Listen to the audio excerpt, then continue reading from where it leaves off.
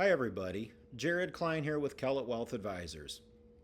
I recently talked to a client who told me that her mom had talked to one of the big shops and they suggested they could get her over 7% returns with something called private credit. Let's take a step back. I've been around 52 years now, graduating from college in 1994. So I've witnessed two bubbles bubbles that blew up and then literally blew up. The tech bubble of the late 90s and early 2000s, and then the housing crisis of '07 and '08. And in the housing crisis of '07, first of all, prior to the crisis, consumers were being offered all kinds of exotic mortgage products, whether it was option arms or rate freezes, all essentially ways to limit the amount of money that they had to pay out for their mortgage.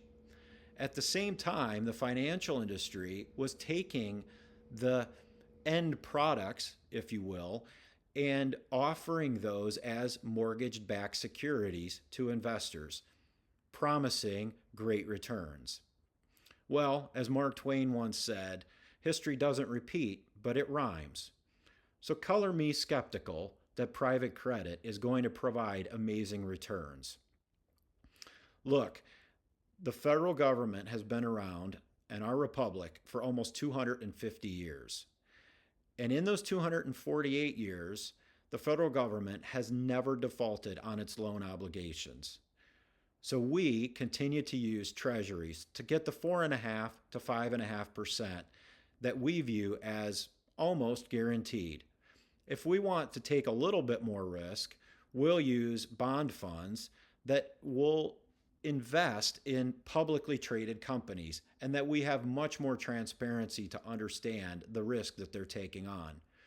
Private credit is between typically non-bank financial institutions and private companies, not offering that sort of transparency.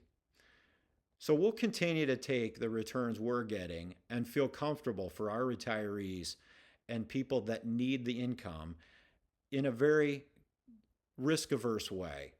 Because as we like to say, planning pays dividends.